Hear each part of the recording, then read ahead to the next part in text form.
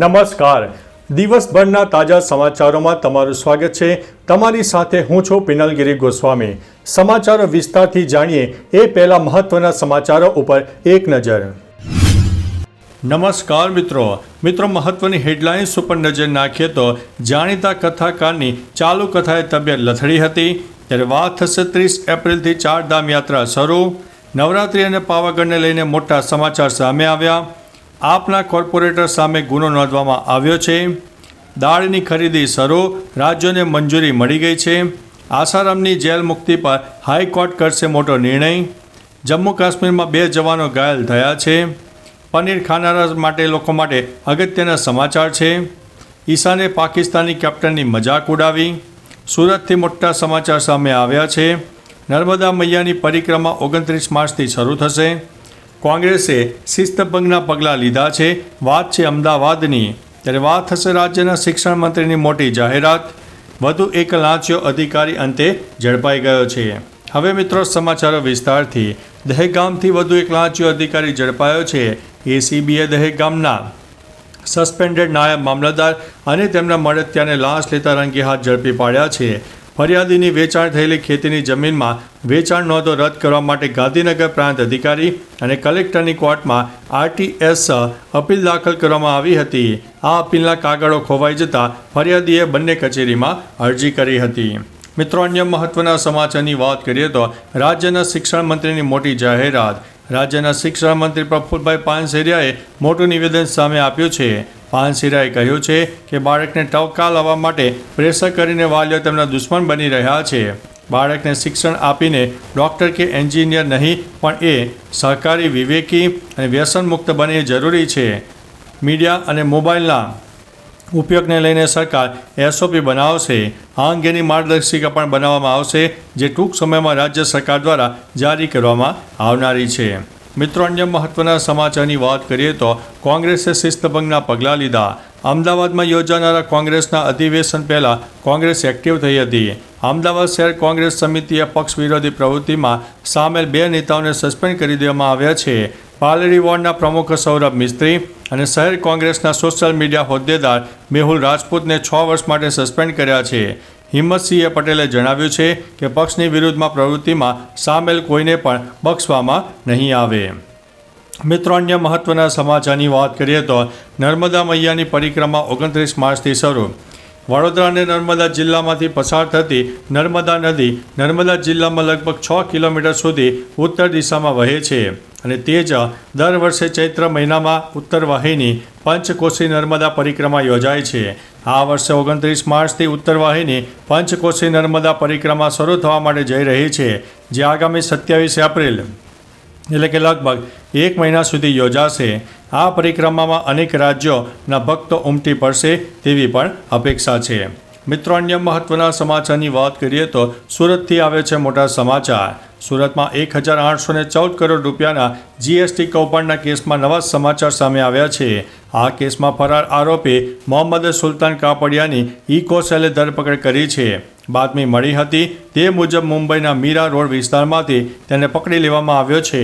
કોર્ટે આરોપીના 3 દિવસના police remand પણ મંજૂર કર્યા છે.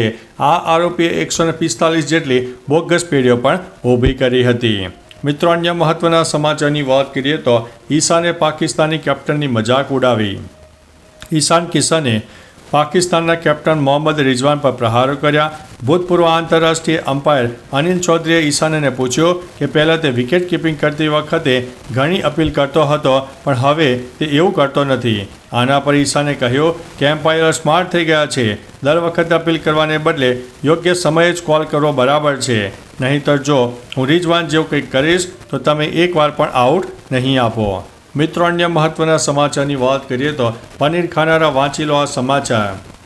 અમદાવાદીઓ માટે ખાસ સમાચાર. અમદાવાદમાં પનીર વિક્રેતાઓ પર અમદાવાદ મ્યુનિસિપલ કોર્પોરેશનને સપાટો બોલાવ્યો છે. આરોગ્ય વિભાગે તપાસ કરી. અમદાવાદ મ્યુનિસિપલ કોર્પોરેશને 2 દિવસમાં 263 કિલો પનીરનો જથ્થો ઝડપી પાડ્યો છે. 3 એકમને 245 કિલો પનીરનો જથ્થો વેચવા માટે સ્થગિત પણ કરવામાં આવ્યા છે. આમાં હાથીજણનું વસંતીબેન મહિલા ગૃહ ઉદ્યોગ સીલ કરાયું છે. કેમ કે અહીં લાયસન્સ ન હતું અને અનહાઇજેનિક સ્થિતિ હતી, તેથી આ કાર્યવાહી થઈ છે. મિત્રો અન્ય મહત્વના સમાચારની વાત કરીએ તો જમ્મુ કાશ્મીરમાં 2 જવાન ઘાયલ. જમ્મુ કાશ્મીરના કટઆમાં સુરક્ષા દળ અને આતંકવાદીઓ વચ્ચે એન્કાઉન્ટર શરૂ થયું હતું. જૂઠાના વિસ્તારમાં 4 થી 5 આતંકવાદીઓ છુપાયેલા હોવાની માહિતી મળ્યા બાદ સુરક્ષા દળોએ વિસ્તારને ઘેરી લીધો. આ એન્કાઉન્ટરમાં 2 સૈનિકો ઘાયલ પણ થયા છે. સોમવારે પણ હીરાનગર સેક્ટરમાં એક એન્કાઉન્ટર પણ થયું હતું. મિત્રો અન્ય મહત્વના સમાચારની વાત કરીએ તો આસારામની જેલ મુક્તિ પર હાઈકોર્ટ કરશે નિર્ણય. આસારામ બાપુની જેલ મુક્તિ પર હાઈકોર્ટ નિર્ણય લેશે, કેમ કે આસારામ બાપુને 6 મહિનાના વચગાળાના જામીન માટે અરજી કરી હતી. આના પર હાઈકોર્ટ નિર્ણય લેશે. નોંધનીય છે કે આસારામે મેડિકલ ગ્રાઉન્ડ પર વચગાળાના જામીન માંગ્યા છે. આસારામે સારવાર માટે જામીન આપવા કોર્ટમાં રજૂઆત કરી હતી, તો આસારામને રાહત ન આપવા સરકારે કોર્ટમાં રજૂઆત કરી છે. મિત્રો અન્ય મહત્વના સમાચારની વાત કરીએ તો દાળની ખરીદી શરૂ, રાજ્યોને મળી છે મંજૂરી. કેન્દ્રીય મંત્રી શિવરાજસિંહ ચૌહાણે જણાવ્યું હતું કે કેન્દ્ર સરકારના કૃષિ વિભાગે રાજ્ય સરકારોને તુવેર, મસૂર અને અડદની દાળની ખરીદી માટે પરવાનગી આપી છે. તુવેર ખરીદવાનું કામ ચાલી રહ્યું છે. આંધ્રપ્રદેશ, ગુજરાત, કર્ણાટક, મહારાષ્ટ્ર અને તેલંગાણામાં NAFED અને NCCF દ્વારા MSP પર ખરીદી ચાલુ છે. રાજ્ય સરકારે ખરીદીઓમાં અસરકારક સહયોગ સુનિશ્ચિત પણ કરવો જોઈએ. મિત્રો અન્ય મહત્વના સમાચારની વાત કરીએ તો આપના આ કોર્પોરેટરો સામે ગુનો નોંધાયો છે.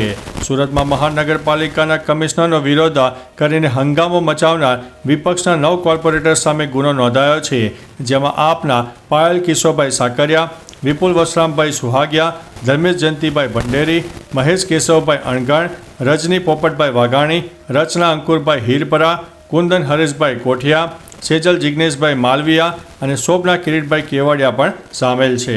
મિત્રો અન્ય મહત્વના સમાચારની વાત કરીએ તો નવરાત્રિ અને પાવાગઢને લઈને મોટા સમાચાર સામે આવ્યા છે. 30 માર્ચથી ચૈત્રી નવરાત્રિ શરૂ થવા માટે જઈ રહી છે, ત્યારે જો તમે પાવાગઢ દર્શન કરવા જવાના હોય તો આ સમાચાર ધ્યાનથી વાંચી લેવા. ચૈત્રી નવરાત્રિને લઈને પાવાગઢ મંદિર ટ્રસ્ટે ખાસ સમયપત્રક જારી કર્યું છે. તે અનુસાર એકમ, આઠમ, નોમ અને પૂનમના દિવસે મંદિર સવારે 4 વાગ્યે ખુલી જશે. બાકીના બચેલા દિવસોમાં મંદિર સવારે 5 વાગ્યે ખુલશે. તમામ 9 દિવસોમાં મંદિર રાત્રે 8 વાગ્યે બંધ થઈ જશે.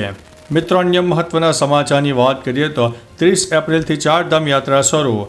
ઉત્તરાખંડમાં 30 એપ્રિલથી શરૂ થનારી ચારધામ યાત્રામાં રીલ મેકર્સ અને યુટ્યુબર્સની એન્ટ્રી રોકવાની તૈયારીઓ ચાલી રહી છે.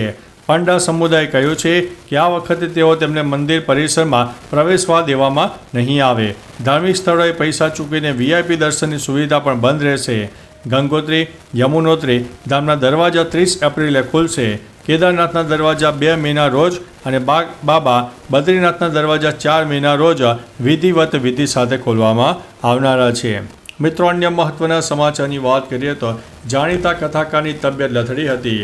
આણંદના લાંભેલ રોડ પર ચાલતી કથામાં જાણીતા કથાકાર જિગ્નેશ દાદાની તબિયત લથડી હતી. તેમણે કથા મંડપમાંથી સીધા હોસ્પિટલમાં ખસેડાયા હતા.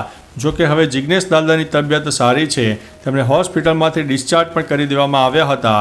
દાદાએ કહ્યું કે મારું સ્વાસ્થ્ય બગડ્યું હોવાથી જવું પડશે. વ્યાસપીઠ પરથી તેમણે ઈશારો કરીને તાત્કાલિક ગાડી મંગાવી હતી. તેઓ અચાનક પરસેવો વળી જતા કથા મોકૂફ રાખવામાં આવી હતી. તો ચાલો મિત્રો, ફરીથી દેશ અને દુનિયાના સુપરફાસ્ટ સમાચાર લઈને મળતા રહીશો. ત્યાં સુધી અમને રજા આપશો. નમસ્તે.